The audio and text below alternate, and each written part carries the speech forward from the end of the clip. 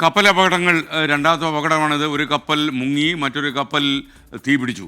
അപ്പോൾ ഈ തീരദേശത്ത് വല്ലാത്ത ആശങ്കയുടെ തിരയിളക്കം ഉണ്ടാക്കുന്ന സംഭവമാണിത്. ഇപ്പോൾ നേവൽ ആർക്കിടെക്റ്റായ TL സോണി നമുക്കൊപ്പം ചേരുകയാണ്. Good morning Shri Soni. ശരിക്കും യഥാർത്ഥത്തിൽ ഇങ്ങനെയുള്ള അപകടങ്ങൾ എങ്ങനെയാണ് തുടർച്ചയായിട്ട് ഉണ്ടാകുന്നത്? ഒരു വല്ലാത്ത ആശങ്ക ആളുകളിൽ ഉണ്ടാക്കിയിട്ടുണ്ട്. പറയും. ഇപ്പോൾ നടന്നൊരു അപകടം ഒരു തീപിടുത്തമാണ്. ഇപ്പോ നമ്മുടെ അപകടത്തിന്റെ ഒരു റേറ്റ് അനുസരിച്ച് നമ്മൾ പറയുകയാണെങ്കിൽ ആക്ച്വലി ഏതാണ്ട് ഒരു 500-ഓളം ഷിപ്പ്, നമുക്കിപ്പോ വിഴിഞ്ഞത്തിന്റെ കാര്യം തന്നെ നോക്കുകയാണെങ്കിൽ ഏതാണ്ട് 250-ലധികം ഷിപ്പുകളോ നമ്മളവിടെ ഇപ്പൊ വന്നിട്ടുണ്ട്. അപ്പൊ അതിൽ വളരെ ചെറിയൊരു പെർസെന്റേജ് മാത്രമാണ് ഇത് ഇങ്ങനെ പറ്റുന്നത്. ദെൻ അഗൈൻ നമുക്ക് ഇതിന്റെ ഇപ്പൊ ഉണ്ടാവുന്ന അപകടം വെച്ച് തികച്ചും നമുക്കത് ഒരു സീരിയസ് ആയിട്ടുള്ള ഒരു ഇഷ്യൂ ആയിട്ട് തന്നെ നമ്മളത് കൺസിഡർ ചെയ്യണം. വിഴിഞ്ഞം പോലെ ഒരു പോസ്റ്റ് നമുക്ക് നമ്മുടെ സംസ്ഥാനത്ത് പ്രവർത്തിക്കുന്നതിനോടൊപ്പം തന്നെ നമുക്ക് അതിനനുസരിച്ചുള്ള പ്രോപ്പർ ആയിട്ടുള്ള ഒരു ഡിസാസ്റ്റർ മാനേജ്മെന്റ്, നമുക്കിപ്പോ റീസെന്റ് നമ്മുടെ ലാൻഡ് സ്ലൈഡ് ഒക്കെ ഉണ്ടായപ്പോൾ നമുക്ക് ആൾക്കാർ കുറച്ചുകൂടി അവെയർ ആണ്. ഇങ്ങനെയുള്ള അപകടം ഉണ്ടായാൽ എന്ത് ചെയ്യണം, എന്തൊക്കെയായിരിക്കും പ്രിക്കോഷൻസ് എടുക്കേണ്ടത്.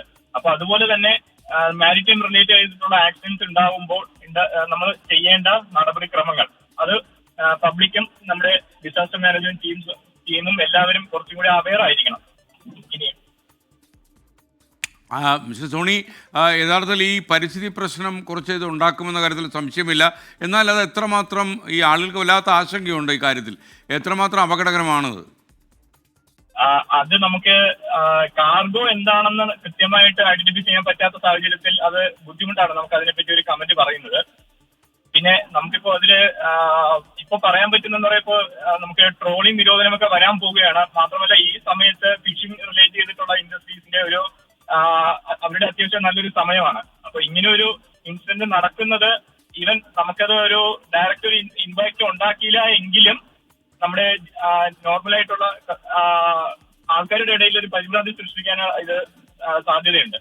അപ്പൊ അതുകൊണ്ട് തന്നെ നമുക്ക് ആദ്യം ഇതിൽ ചെയ്യേണ്ടത് എന്താണ് എക്സാക്ട് ഇതിന്റെ കാർഗോ, അതിന്റെ ഒരു ഐഡിയ ആണ് നമുക്ക് ഇപ്പോ നിലവിൽ നമുക്ക് വേണ്ടത്.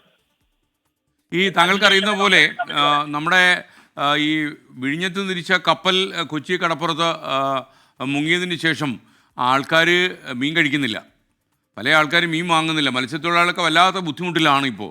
അപ്പോൾ അതുപോലെ ഇപ്പോൾ നമ്മളെ ഈ സ്ഥലത്തുണ്ടായിരിക്കുന്ന പ്രശ്നവും വല്ലാത്ത ആശങ്ക ഉണ്ടാക്കും. അപ്പോൾ ജനങ്ങൾ ഒന്നാമത് ഓവർ റിയാക്ഷനും ഉണ്ട്. അതിനെക്കുറിച്ച് താങ്കൾക്ക് എന്താണ് സൂചിപ്പിക്കാനുള്ളത്? ഇങ്ങനൊരു സിറ്റുവേഷനിലെ അത്തരത്തിലുള്ള റിയാക്ഷൻ സ്വാഭാവികം തന്നെയാണ്. അതിന് നമുക്ക് അതിന് ബന്ധപ്പെട്ട അധികാരികൾ കൃത്യമായിട്ടുള്ള എക്സ്പ്ലനേഷൻ നമുക്ക് പബ്ലിക്കിന് കൊടുത്താൽ അത് കുറച്ചും കൂടി സഹായമാകുമെന്നാണ് എൻ്റെ ഒരു വിലയിരുത്തൽ. Okay, thank you TL Soni. ഇപ്പോൾ പ്രേക്ഷകർ കണ്ടതിൽ രാത്രി നമ്മൾ സംപ്രേഷണം ചെയ്ത ദൃശ്യങ്ങളാണ്. മാത്രമല്ല ഇത് ശരിക്കും കപ്പൽ തന്നെ കണ്ടെയ്നറുകൾക്ക് തീപിടിച്ച് കപ്പൽ അപ്പാടെ കത്തുന്ന ദൃശ്യങ്ങളാണ്. വളരെ ഭീകരമായ ദൃശ്യങ്ങളാണ് ഇന്നലെ നമ്മൾ പുറത്തുവിട്ടത്.